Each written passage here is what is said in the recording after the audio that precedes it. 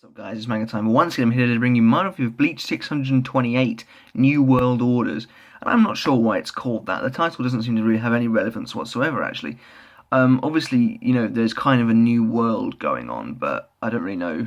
Oh, I kind of see what it means, I suppose, but the title got me excited for something again, like last week, that didn't really happen, although, at least we got to see the Quincy's a little bit at the end this week. But this chapter was a bit better than last week's. More technically happened, even though it did still feel like there was a lot of nothing going on. Like there was a lot of talking that pretty much seemed to be what we already knew. But for the most part, this chapter was overall better than last week. So it actually starts with the gate opening and the guys from the Gotei coming through the door, which is cool because, they've finally moved. It's taken them 20 chapters to take one step through a doorway. But yeah, and Shinji's like, what the hell? And basically they're having the same reactions as Ichigo did last week, and they were like, I thought we should have been connected to the Soul King's palace, why are we in the Quincy streets? And Urahara's like, well, we should be in the palace. But basically, Shunsui, coming out being the badass that he is like, basically, they've taken the buildings from below, and they've put them up here. And everyone's just kind of like, how can that happen? And Shunsui does one of his good, good sinister faces, and he's like, our dear enemy's become so powerful, he can easily do something like that. And, it does beg the questions, how the fuck anyone's actually going to defeat Yhwach, because he is literally so powerful. He's divine now, he's divine. But Soifon's now like, the streets seem to go around something. And she's like, if I'm not mistaken, this is where the Zero Division's headquarters once were, below the Soul King's palace. And so basically this kind of is the theory that I had before last week, where I was saying how the whole structure seems to have changed, how there's no longer a building above the cities, and we see on the next page that that's in fact true. The cities are now connected by a massive pentagram, an icy pentagram, and it looks awesome. Actually, it looks really cool. This is the true Quincy city now. We're gonna get, and actually, this chapter excited me for one real reason. It was partly because of this and the fact that we're getting the proper Quincy landscape now. There's now this huge floating ice star in the sky, which is really cool, actually. And if you guys remember way back to the 3 weeks of the dagger we got before this arc came out, it showed the Quincy palace being sat on the edge of a running waterfall, which was like an enormous, like super high one. So I'm hoping maybe we'll see something like that in this new location, but it's not looking overly likely. However, they're still very cool. Soifon's like, the enemy now has everything in his hands, and that's all ominous and shit. So we go over to the Ichigo's group again, and basically, Yoruichi and Yushido notice each other at the same time, and this is kind of filler. But I mean, it's basically their way of acknowledging they've noticed each other's presence. But it's kind of filler, because it's kind of funny. But Yoruichi's like, this is I'm just detecting my brother, and Ichigo's like, you have a brother? And then basically they imagine Yoruichi's brother to be this huge, like, burly guy, and Yoruichi's like, he just looks a bit like me, and they imagine that to mean he looks like a cat in a Shinigami robe, which now I really want to see. We've got Komamura, but now I really want to see a cat in a Shinigami robe.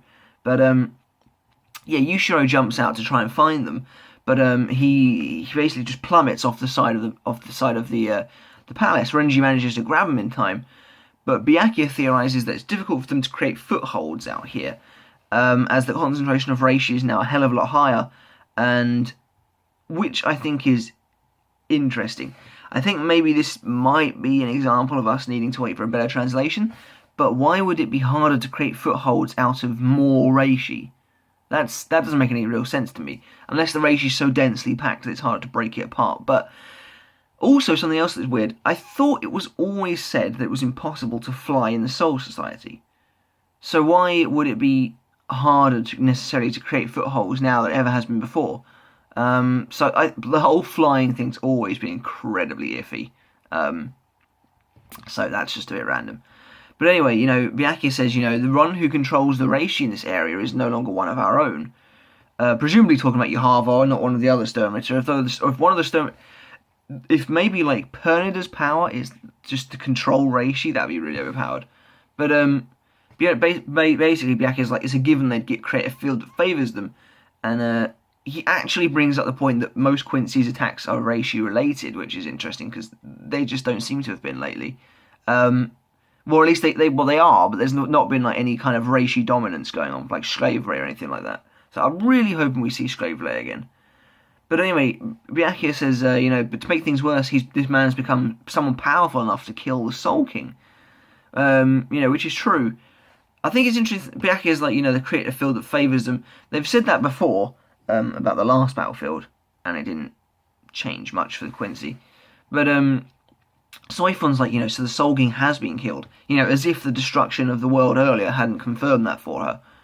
But Shunsui, ever the optimist, is like, at least we can feel Ichigo and his friends are here somewhere. I'm glad they didn't appear next to each other. I thought that might happen. I did think these guys would make it this week, but I didn't. I kind of thought they would appear next to Ichigo and be like, Ichigo, man, how's it going? I'm really glad that didn't happen. Basically, Shinsui's like, since the Soul King's dead, we just need to kill the enemy and get a new Soul King. And I think the two may be defeat the enemy and get a new Soul King. And I think the two may not be mutually exclusive.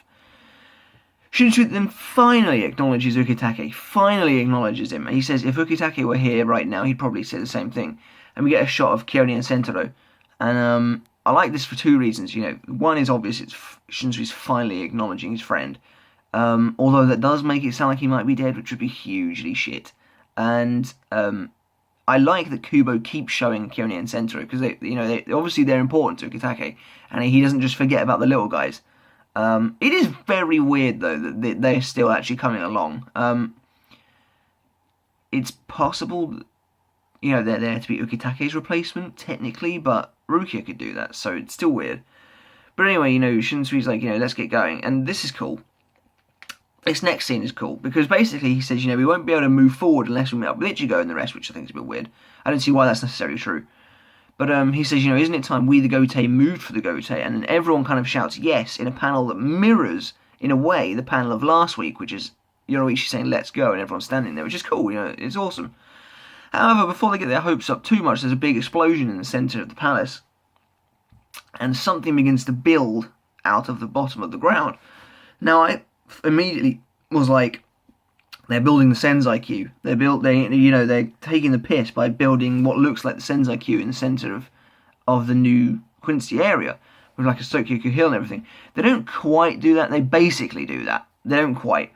The next page is actually friggin' amazing. I think it's incredible. If you've read Bleach like I have, you know that Kubo's not one for intricate architecture.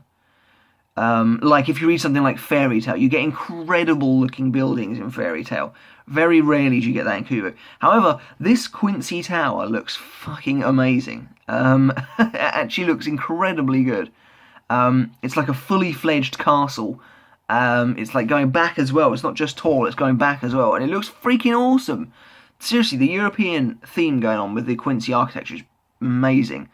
However, yeah, this new tower rises above the Quincy grounds, and it just looks incredible. Actually, Silburn is at the very top as well, which is neat. So they're back in Silburn. So basically, it's back to where we started. But it's cool though, and the fact that we've now got this huge new area to explore makes me think there's going to be more Quincy than initially thought. Seriously, and like Yhwach can't be making a whole new kingdom based on 6 Quincy. Like, all of which are dudes. Pernida might be a girl, but whatever that thing is certainly not human. So, I think there's going to be more Quincy. I still stand by my belief that Yhwach's going to resurrect the old Stern Ritter, like Asnod, etc., to populate the world again. Maybe along with some new ones, and I think the army's obviously going to be back and everything like that, so this is really neat. It's a reverse Soul Society arc. That's what Kubo's going for, I think. It's a reverse Soul Society arc. The Shinigami are now trying to bust into the bad guys' place, which is cool. And, everyone's like... And so basically, Shinsui's like, that's the enemy's base. And Urahara's like, it feels like they're telling us to bring it on. And Shinsui says, yeah, so it will then. Which is awesome. That's really cool. Shinsui's like, they're goading us, so we're going to fuck them up, basically. But anyway... We get finally some pages of the Quincy, and Hashvalth is kneeling to Yhwach in a new throne room, which is cool. And this is what I'm really hoping for now. I'm just going to say it. If it is a bit light, because it appears, I think, what I said last week, that we might be getting a new Last Notches in terms of everyone splitting up and doing their own shit. I really hope we get that, and therefore I really hope the enemy gets more development. I really, really hope that. I really hope we get to see more interaction with the bad guys, kind of doing their evil, lording over the world sort of thing, and the Elite Exterminator kind of doing their own thing. I feel like the Elite Exterminator could be built up to be really great characters if they're kind of left alone for a little while to do their own thing. And we need to start seeing the Elite Exterminators on their own rather than just as a group. Otherwise, them being as a group, only ever a group, takes away from their individual characteristics. So we need to see... obviously we've seen Ashkenai's own loads, but... Anyway, I got off on a bit of a tangent there. Hashwolf kneels to Yhwach and he basically says, it appears that Ichigo Kurosaki's group and the Gotei 13 have arrived upon our territory at the same time. And then he says, in our Welt. And I don't know what that means. Is that world? Maybe it's German for world. I don't actually know. But then we get to Urahara sitting on his new throne. And he appears to look slightly different. He says this tower will soon become the cornerstone of our new world. The one and only true world. So at least this is Urahara's plan now. At least we know what he wants to do, which is weird that he never wanted to do this before, but we then get to see him up close, and he appears to now only have one giant eye. You don't actually see it properly, but that's what it looks like. He then calls their world Wahrwelt, which I have no idea what that means. Something world, maybe? But he then says that's what our world will be called. And that's the end of the chapter. So that's neat, and I tell you what I think this is doing. I think this is leading up to the flashback arc. I really, really do. Kubo, what he's doing here is clearly stalling for the end of the volume. The volume ends in about 2 chapters, so I think this volume is going to end on the beginning of the flashback arc. If we don't get the beginning of the flashback arc soon, I'm going to be a bit worried.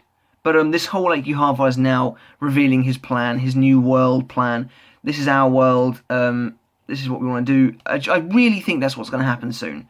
So yeah, that's it for this week's chapter, guys. I'm going to give it an 8 out of 10. It was slightly better than last week. It felt like more happened. It felt like it was a packed chapter. There was a lot of dialogue, but it felt like it didn't really move very far. Again, so I just wanted to go a bit further. So that's it for me this week, guys. Let me know in the comments below what you thought of this week's chapter. Did you like it? What do you think of the new Quincy Palace? That looks freaking awesome. Props to Kubo for that. That tower looks incredible. But yeah, let me know, guys, what you thought in the comments below. As always, please subscribe. That'd be so great. I'd really appreciate it. But until next time, guys, see you later.